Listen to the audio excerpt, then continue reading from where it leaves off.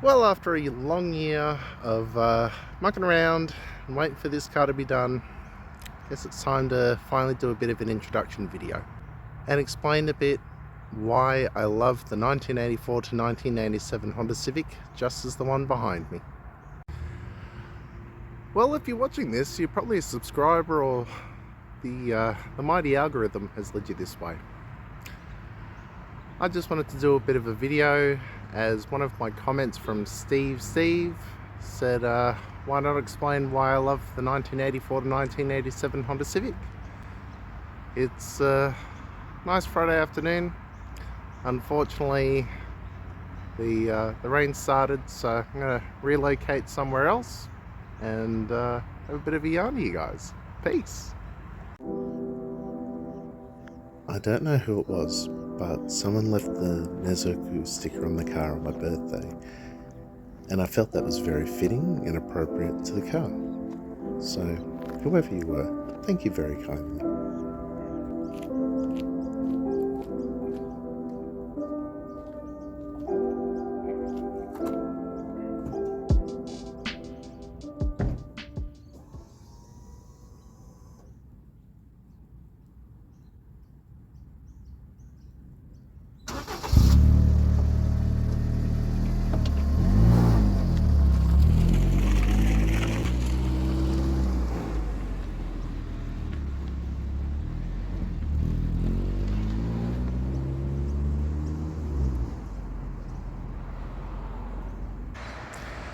So the first thing I want to talk about is the fact that I've been driving the third generation Honda Civic since I had my learners. So we're going 18 years.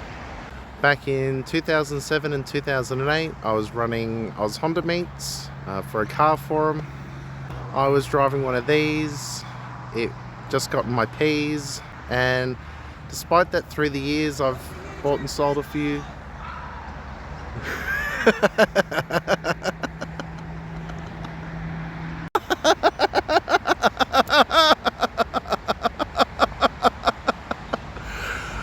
Lloyd's Honda Bordello. So yeah, I've been driving these Civics for a long time, 18 years.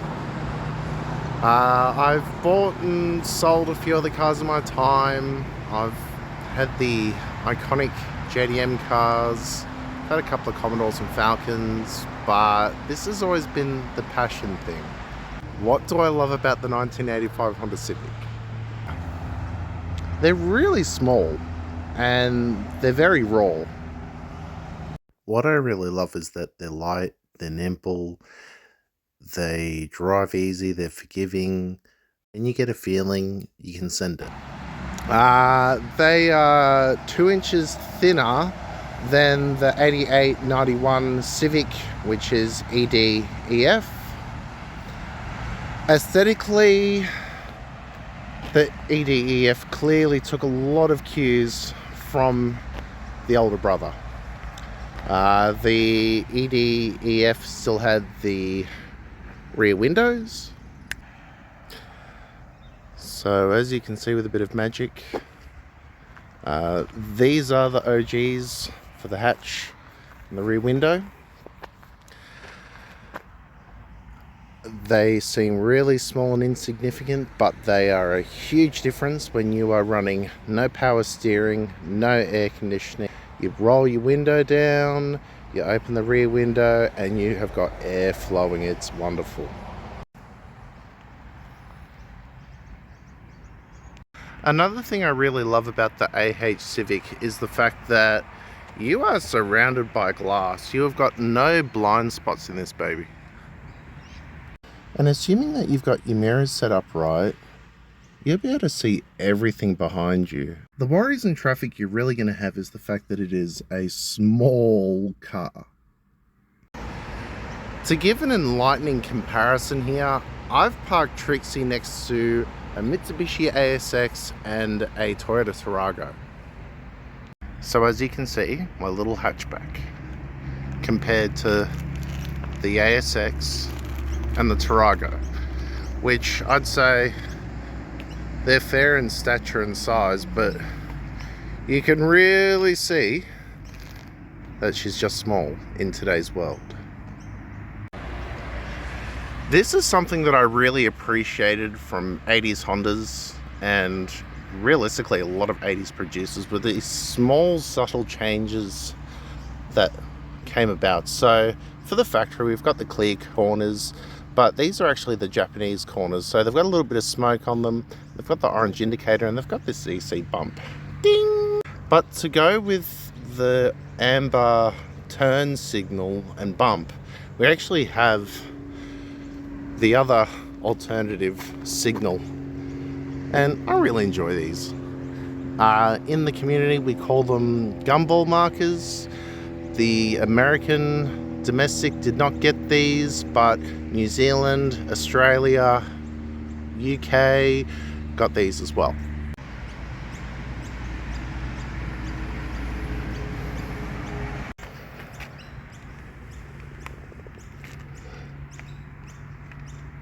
I think this is something that we can truly appreciate. So in the Australian market, that would actually be your reverse light, that would be a black plain plank, and you'd have your brake light and your indicator on the corner.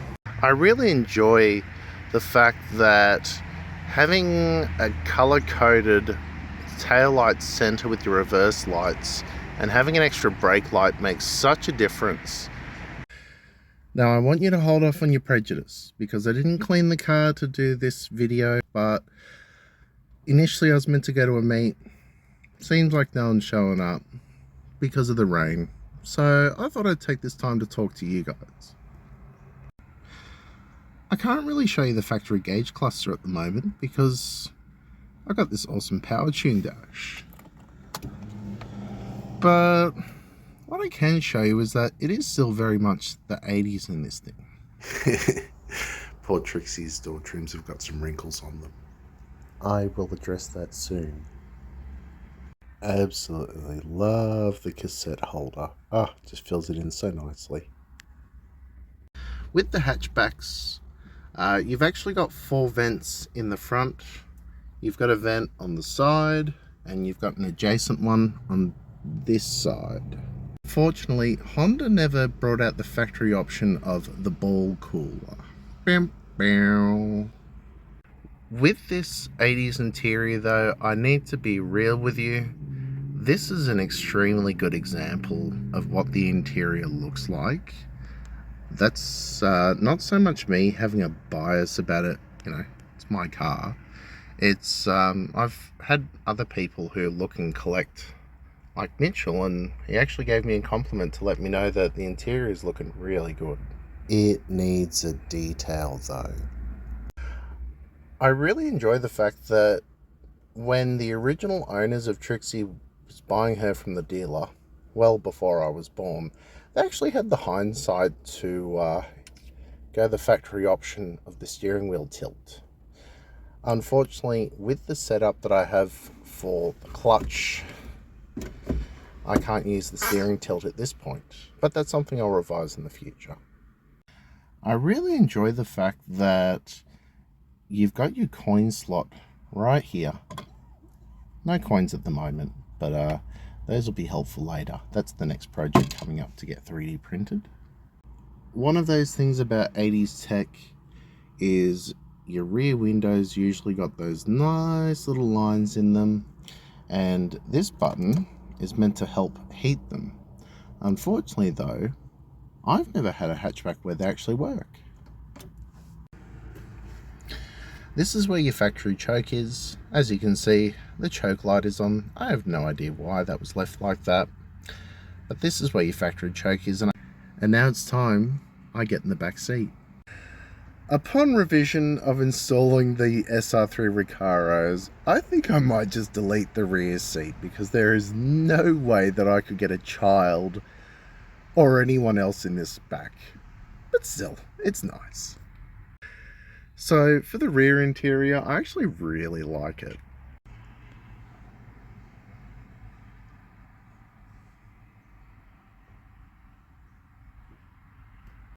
If you were at the Honda dealership buying this brand new and you felt like splashing out, you could actually buy some rear speaker covers or mounts which go right into that spot. Thankfully though, I've been able to track down a pair, but I really enjoy this, what they've done for the driver.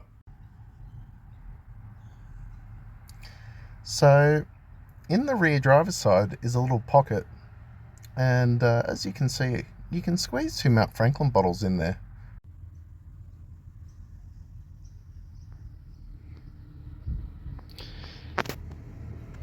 In some of the different markets, these rear trims actually came with fabric right here. I've never seen one in Australia with it, but I'm very aware that overseas, in Japan, in America, New Zealand, Europe, other places, they actually got the fabric on this. So that's something I'll work towards in the future. One of the things I really enjoy about this is that this was actually a factory option in Australia. So in Australia you can have the fuel door release, the boot release, or both.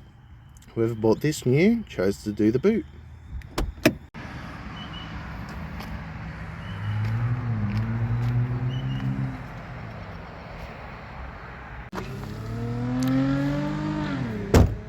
You'll have to excuse breakfast leaving as well. But I really enjoy the boot space. There's not an abundance of room, but there's enough room that you can go and do your shopping, stick everything in the car and go for gold.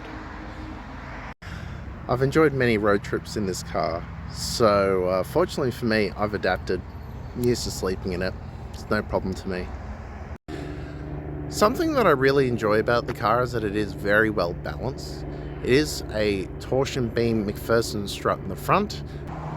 It is a coil spring and shock in the rear with a solid rear axle and hard bar.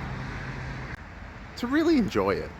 So a decent set of shocks, some thicker torsion bars, an adjustable pan hard bar if you really want to go low. That's going to set up your suspension nicely. You can go the rear sway bar or the front sway bar route, but I'm enjoying it so far. You're not stuck for wheel choices, but you got to know your limits. We've had a few scrubs. Thankfully though, Turbo Tristan did roll the guards, did an awesome job on it, and we're not scrubbing anymore. But as you can see, it's taken its toll. You can see it's just a bee's dick out. So this is 16x7 plus 20 on a 205/50 profile.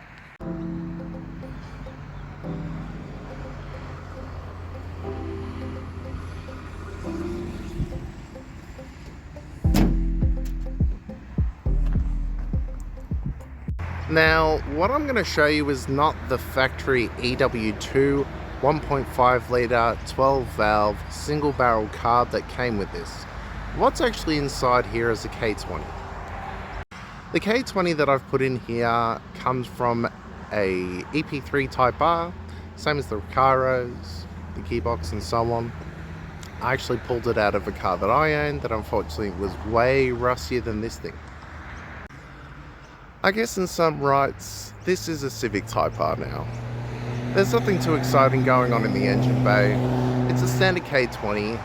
The gearbox has been rebuilt to factory spec with a TSX, a Accord Euro 6 gear for highway kilometres, and DC Sport headers with a Honda tune. Otherwise, it's really all factory back here.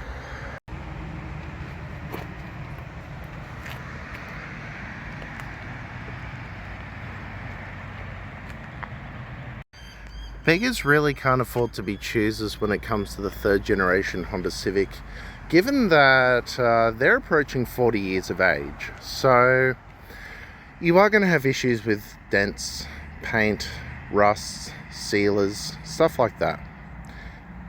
But given that it's now reaching 40 years of age, so it's really reaching for the vintage maturity, it is nice now that you can get aftermarket stuff off the shelf. It's really good that Hassport's come to the table and done some mounts for K-Series. So with Hassport you can get your K-Series, your B-Series and your D-Series. I'd be interested in doing an L-Series swap to one of these, and probably an EV in the future. You can get BC and TN coilovers, and there's adjustable Giz Fab panhard bars and cheddar ones. And this has always been my favourite chassis. I love the body lines, I love how light and nimble it is, I love how humbling it is and how 110 k's an hour feels like you're going too fast. What I really love about Trixie is that even though I've been driving this car for so long, it still presents new challenges. It's learning something new. This car's an absolute beast. You could offer me a brand new Civic Type R for my AH collection and I'd still tell you no. I know. I rambled. I didn't explain everything. I don't think I could have explained everything first go, but I hope you enjoyed the introduction of the K20 1984 Civic.